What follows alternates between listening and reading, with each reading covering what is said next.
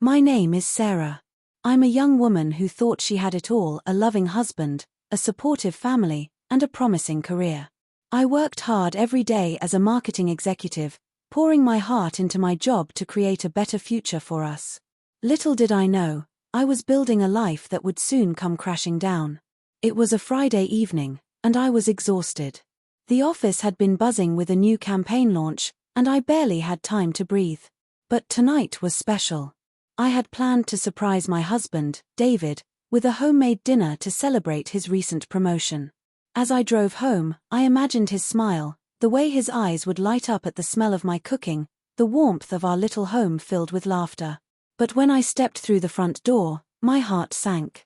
The faint sound of laughter drifted from the living room, a sound that belonged to both David and my sister, Lily. I froze, my hand still gripping the doorknob. The laughter was cheerful, too carefree for my liking. I felt a wave of nausea wash over me. I knew I should have announced myself, but a dark curiosity held me in place. My breath hitched as I crept closer, straining to hear their conversation. "Just like old times, huh?" Lily said, her voice light and teasing. David chuckled. "Yeah, except I think we've gotten better at it." The innocent banter cut through me like a knife. What did that mean? My mind raced. I had trusted both of them completely, never once imagining they would betray me. With each passing second, anger and betrayal swirled inside me. I pushed the door open, my heart pounding. "Surprise," I said, my voice shaking slightly, betraying the calm I was trying to project. They both jumped, their faces morphing from surprise to something unreadable. David quickly stood, his chair scraping against the hardwood floor. "Sarah, you're home early." "I can see that," I replied, forcing a smile as I took in the scene. The cozy blanket draped over the couch, the remnants of a half-eaten pizza, the way they were positioned too close together for comfort. Lily's cheeks flushed, and she shifted uncomfortably, unable to meet my eyes. I just dropped by to catch up." "Right," I said, keeping my tone as even as possible. "Catch up." The silence stretched between us, thick and suffocating. I turned to David, searching his face for any sign of guilt. But all I saw was confusion. "What's going on here, David?" His brows knitted together. "It's nothing. We were just what?" I snapped, the hurt spilling over. "Having a cozy evening without me?" Lily finally found her voice, but it was shaky. "Sarah, I swear it's not what it looks like." "We were just what?" I interrupted, my heart racing. "Because it looks like you're having a good time behind my back." David stepped forward, reaching for my arm, but I pulled away. "Don't touch me. Sarah, please," he pleaded, panic creeping into his voice. "You're overreacting." "Am I?" I hissed. "I find you both here, and I'm overreacting? What am I supposed to think?" "Look, I can explain," he said, desperation lacing his words. But I didn't want explanations. I didn't want excuses. I felt sick. "Explain what?" "How you two conspired behind my back." Lily's face turned pale. No, it's not like that at all." But her protests were drowned out by the sound of my heartbeat pounding in my ears. I couldn't stand there any longer.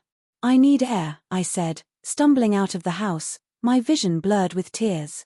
Asterisk. I wandered aimlessly through the neighborhood, the cool evening air biting at my skin. The world felt unreal, a blur of colors and sounds, none of it making sense. My thoughts spiraled, twisting into dark corners. How could David do this to me? How could Lily betray me like this? They were supposed to be my pillars, my support. I had sacrificed so much for my career, thinking it would secure our future. And now, I felt completely unmoored.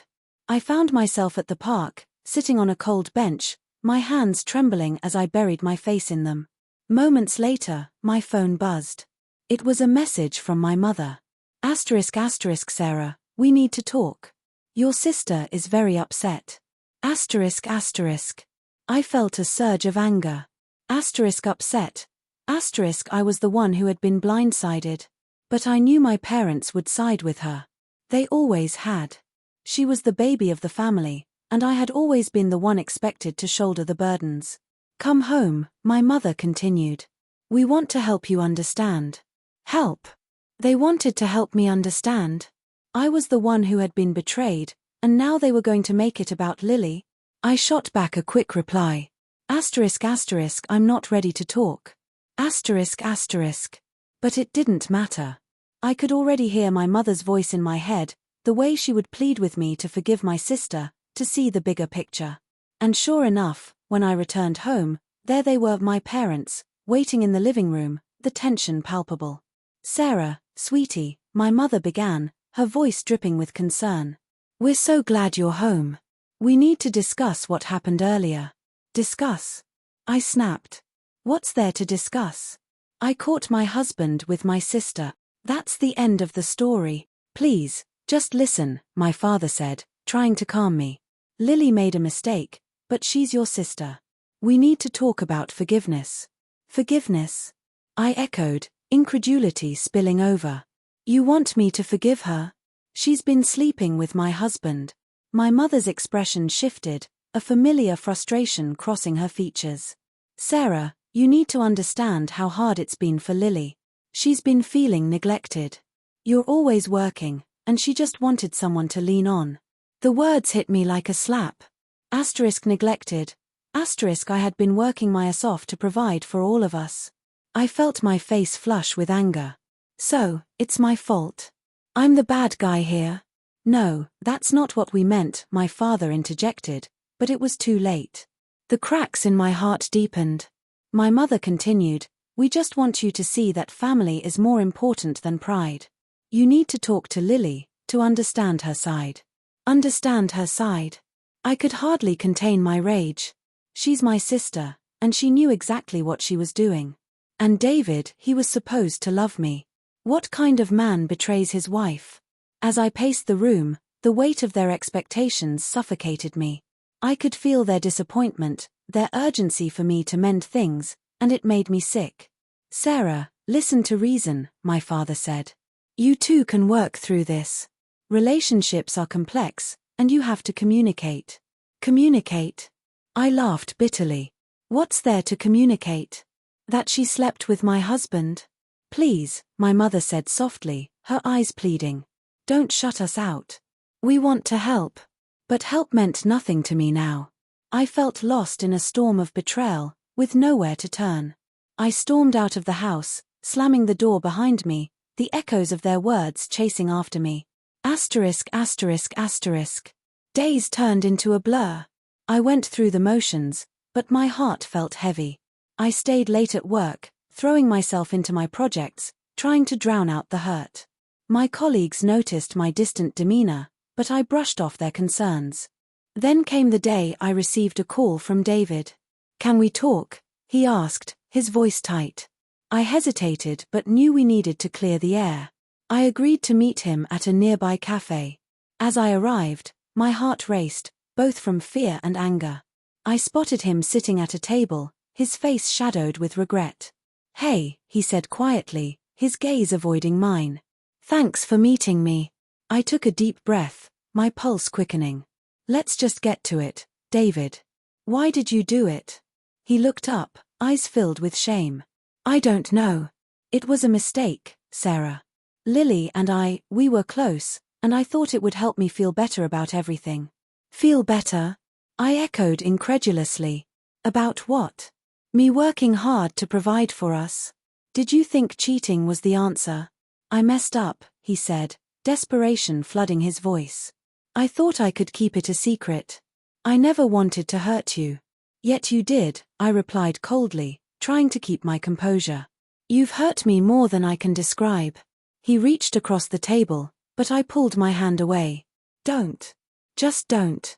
You don't get to touch me after what you did. He ran a hand through his hair, frustration evident. I love you, Sarah.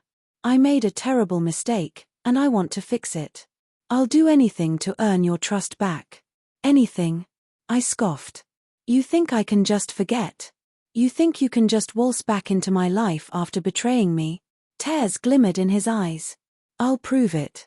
Just give me a chance. I wanted to scream, to let out the whirlwind of pain and anger inside me. But instead, I stood up, taking a deep breath. I need time, David. I can't just jump back into this. Sarah. I walked away, leaving him sitting there, his pleading gaze fading in the distance. Asterisk, asterisk, asterisk. In the weeks that followed, I focused on healing. I surrounded myself with friends, took long walks in the park, and poured my emotions into art. I created a space for myself where I could breathe without the weight of betrayal suffocating me. But it wasn't easy. The memories of David and Lily haunted me, echoing in the corners of my mind. I finally had a heart-to-heart with my parents, laying everything bare. I need you to understand, I said, my voice firm. I'm not the one who should be blamed for this. I worked hard for our family, and it's not my fault they couldn't handle that. They listened, finally recognizing the strength I'd always had, even when they tried to downplay it. They saw my pain, and for the first time, they stood by my side. Weeks turned into months. David tried reaching out, sending texts, flowers, even showing up at my office. But I remained firm, refusing to let him back into my life. Until one evening, I received a call from Lily. "Can we talk?" she asked, her voice small. I hesitated, the betrayal still fresh in my mind. But part of me was curious. "Fine," I said, my heart racing. "Let's meet at the cafe." When I saw her, her face was pale, eyes downcast. "I'm so sorry, Sarah. I've been so ashamed." I crossed my arms, waiting for her to continue. "You don't understand how hard it's been for me. I thought you'd always be the one person I could lean on, and instead, you chose to betray me." "I was selfish," she admitted, tears spilling down her cheeks. "I never meant for it to go this far. I thought I could fill the void you left, but I only made things worse." I softened slightly, feeling the weight of her words. "I can't just forgive you overnight, Lily. You hurt me in a way I never thought possible." "I know," she said, her voice breaking. "But I want to make it right. I want to help you heal. Can you give me a chance?" The sincerity in her voice caught me off guard. "It'll take time," I warned, still unsure. "Anything," she replied, her determination evident. As we talked, something shifted within me. Perhaps there was a path forward, one where we could both grow from this pain instead of letting it tear us apart. It wouldn't be easy, but I could see a glimmer of hope. Over the next few months, we worked to rebuild our relationship, both with each other and with David. It was painful and raw, but we faced it head-on. David apologized sincerely, promising to be better. Eventually, I began to open my heart again, though the scars would remain. Lily and I slowly rebuilt our sisterhood, navigating the complexities of our relationship. David worked hard to prove his commitment, showing me he could be the partner I deserved. In time, I learned that healing takes effort. It's not about forgetting the past but about finding strength in the scars. Life became about understanding, about the journey, and about choosing to move forward, together. And as I stood at the edge of the park one warm evening, watching the sunset, I knew that while the past would always shape us, it wouldn't define us. We had a long road ahead, but we were finally walking it together, hand in hand.